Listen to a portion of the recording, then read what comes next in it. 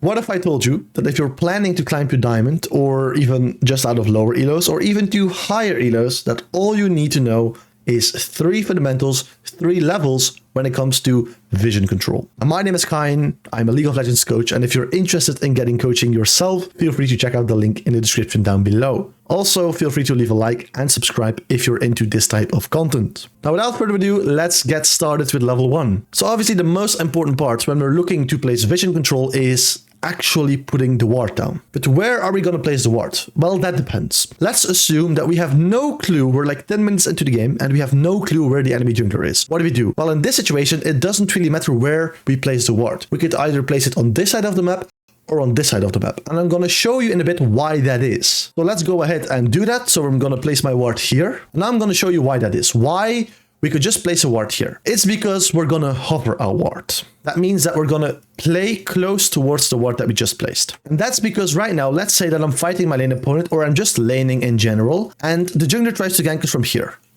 Even though we're on this side of the map, we're on the same side of the map of where the jungler tries to gank us from, we're not just going to spot him the second he comes out of the bush, because then we would be easily gankable. We're already going to spot him here when the distance between us and the enemy jungler is still big due to our ward. So that gives us a lot of time to react and walk back or walk away like this. Now, what if we're hovering this side of the map and the enemy jungler tries to gank us from this side of the map here? Well, like, for example, like this. If he comes from here or here, it doesn't really matter. Now the distance is even bigger between us and the enemy jungler. So now we can definitely escape, if possible, like this or even like this. We're basically right now ungankable, whether we get ganked from this side of the map or this side of the map. Just at a random moment, because we placed a ward and we started hovering that ward. Now, I told you if you don't know where the jungler is, it doesn't really matter on what side of the map that you place your ward. There is, however, a small side note to this. So let's say we're 10 minutes into the game, we don't know where the enemy jungler is, and we're about to do this trick. So we want to place a ward and we want to hover it. Well, normally it wouldn't really matter on what side of the map that you do it. But let's say that dragon is about to spawn here and your jungler is spawning towards Drake. Then you know that in the next couple of seconds or minutes, that probably some fights or some attention will be given to this side of the map because dragon has spawned here. So therefore, it might be more interesting to place a ward here rather than on this side of the map, right?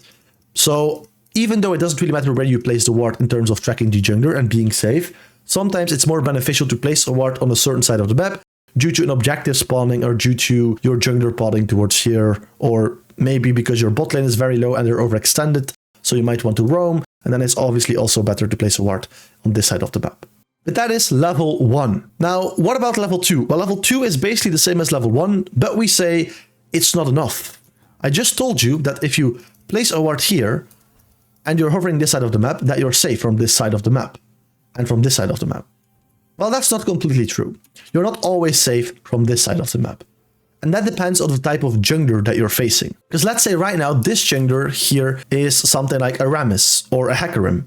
Even though you spot him out, he could be so fast that even though you spot him out and you walk away, he still gets onto you and now you're dead. Or let's say the enemy team has a Zac or a Jarvan. Even though you hover this side of the map and you think you're safe because of this ward, they could just jump over this wall. Because right now, here he is. So depending on the type of jungler, you still want to place a ward on a certain side of the map and hover that side, but that ward, the position of that ward could be different.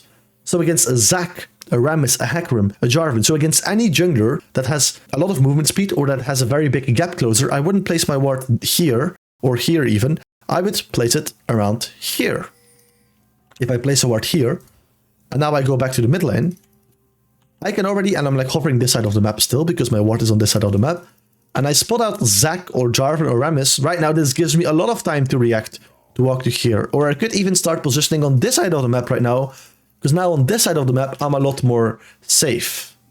So this ward, a deeper ward, gives you more time to react, specifically against junglers that have a lot of movement speed or high gap closers. So that's level 2. That's all there is to it. Sometimes you just have to place your wards deeper according to the type of jungler that you're playing against. Level 3 is basically just 2 specific warding tricks that I like to use on top of everything I just mentioned that are very useful in a majority of my games. So literally certain routines that you can do every single game again. There's 2, and sometimes you want to do one or the other, and sometimes you want to do the other one. So let's start with the first one. Something that could be really useful is if you're playing a lane in which you know that level 1, level 2, level 3, you're going to be able, like, you're not really going to be able to get prio in lane. You're going to be shoved in and always stuck on this side of the map here, on your side of the map. For example, you're playing something like Katarina into Syndra. Katarina is really useless level 1. Syndra is quite useful, so she's obviously going to push the Katarina in. So if you're the Katarina, you already know that before the laning phase starts, you're going to get shoved in. If you know that you're about to get stuck on your lane, on your side of the lane here, and you can't really move, then it could be interesting to actually place a ward here on the Raptor camp already at 1 minute 15 before the laning phase starts. This way, even though you get shoved in level 1, level 2, level 3, and you're stuck on your side of the lane, you still provide vision for your team and yourself to, and this shows you what the enemy jungler is up to. So you still got a lot of value, and you were still able to place a ward, even though right now you aren't, because you place it before the laning phase starts. Another reason why you might want to place a ward at 115 is if the enemy jungler is a type of jungler that's very cheesy. Like junglers who could do other stuff than just start at red buff or blue buff. For example, Kayn. Kayn could also start at Raptors, for example, or Gragas, or Hecarim. Like these type of champions, or Shaco. They could do different kind of things, and that could be cheesy, and therefore you could be surprised.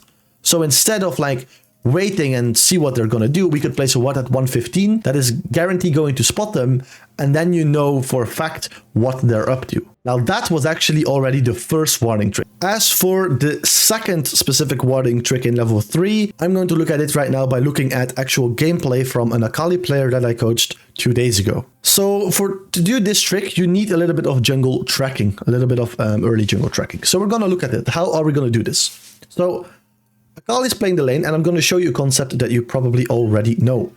So right now it's 140 or 141, and we see that Aatrox is already in the lane. But the enemy bot lane is not in the lane yet, so probably most of you already know this concept. This probably shows you that the enemy bot lane is leashing the Zac here because Aatrox is not leashing right now. So that means that here Zac will start red buff, and as we see, this is actually the case. The bot lane helped the Zac leash on the red buff. Now, since we know that Zac starts on the red buff, we can already start doing something. So we could already start hovering this side of the map if possible. This way, if we already start on this side of the map, then Zac can't really surprise us with a level 2 or level 3 gank. I'm not saying that Zac is really good at that, but some junglers are and some junglers will, and then it's obviously really interesting and really useful if you know anyway that he's starting on this side of the map, then you can obviously already start positioning on this side of the map if your enemy allows you to. This way, if Zac tries to gank level 2, level 3, or another jungler like Lee Sin, Elise, then you're already standing here and you basically remove that opportunity for them. If we know that Zac starts here, we're going to hover this side of the map starting from level 1. And then I want you to place a ward at 2 minutes 30 around here. Also on this side of the map. Why? Obviously, Zac is going to be at some moment, and this is typically between 220 and 240 into the game, he's going to be on this side of the map. Meaning that at some point he can start ganking you from this side of the map. So if you're always hovering this side from level 1, at some point you need to be careful that Zac is on this side of the map and now he gets a free gank. In order to avoid that, we're going to place a ward here, for example, at 230. Now again, I already told you that against some junglers, placing a ward here is not good enough. Against some junglers, you have to place wards here, more creative, or here, or deeper. Like Zac, for example, Jarvan, Rammus, Hecarim. Against those junglers, you like a bit more deep vision. So in this game, placing a ward here or here could be great. But the concept stays the same for most junglers. So you just see the jungler start here, or you assume that he starts here. You hover this side of the map, level 1, level 2, level 3. You place a ward here at 2 minutes 30, or like deeper, it depends on the type of jungler. And we just keep on hovering this side of the map. Then at 2 minutes 30, that ward will expire. At 4 minutes, that ward will expire because we placed it at 230. A ward lasts 90 seconds, so it will expire at 4 minutes. But we're lucky because at 4 minutes, we have another ward in our inventory ready to place it on this side of the map again. Why? Again, very straightforward. If a jungler starts spawning towards this side of the map, then Scuttlecrab spawns around 330, so they typically take Scuttle, look for a gank, and afterwards they recall. Now, why do they recall? There's nothing to do on this side of the map anymore. So they recall. To what side of the map are they going to walk? Well, these camps are still down. They cleared these camps first, so these are also the camps that respawn first. So now they obviously walk to this side of the map. So now if you keep on, like, now you want to place a ward here to make sure that the jungler can't gank you from this side. So if we actually look at this from a Zac perspective, and we see what he does. So let's say right now, Zac does this. He does Raptors, and let's say we were like hovering this side of the map. We were pushing and we were hovering this side of the map. Zac can easily jump from Nether Pit onto us. But if we're hovering this side of the map, that's a lot harder for him to do. That's why I'm saying, in order to make sure that you don't get surprised by level 2, level 3 ganks, if you know that the enemy starts here on red buff, you can hover this side of the map already. Now, then at around 230, we want to place a ward on this side of the map, because again, now you see Zac is here at 240, so now he could look to come here and look to gank the Akali. So that's why around 230, I like to place a ward here, 230, 240. Now let's see what Zac keeps doing. So he keeps on clearing, he's really slow, this is a silver game, keep that in mind. So the timings are going to be a little bit off. He clears and he's done at like around 4 minutes, which is obviously way too late. But this is a silver game. But the concept stays the same. What does he do? Again, around Scuttle Crab timing, he looks for a gank, he looks to take, like maybe Fiddle looks here to take Scuttle. And now they recall because these camps here are all done, but these ones are already spawned again. So what is he doing? He is recalling and walking back to the map. Now, like I told you, here we would have spotted the Zac. Exactly here. Why? I told you that at 4 minutes here the ward expires, that we placed at 230, but we get a new one, so we would have placed a ward at 4 minutes again on this side of the map. But, and then it depends on the type of jungler. Against a normal jungler like Udyr, you could place a ward here, but against Zac, like I told you on level 2, I want you to place a ward here, for example. That means that right now we would have seen the Zac, because if you place a ward here at 4 minutes, knowing that the ward lost 90 seconds, we would have vision until 5:30. Right now it's only 5 minutes, so we would still spot out the jungler right now, which would be great for us, because now we can either bait him to come, but we see him, so we can like play around with him, or we can already start hovering this side of the map and play a bit more safe. We have intel right now, which is really important.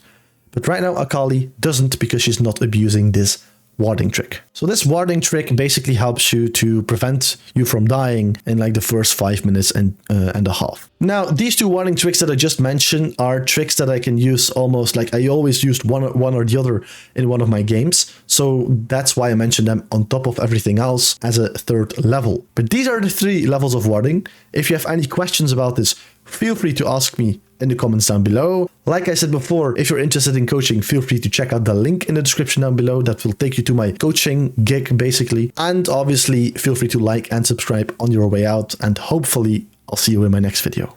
Bye.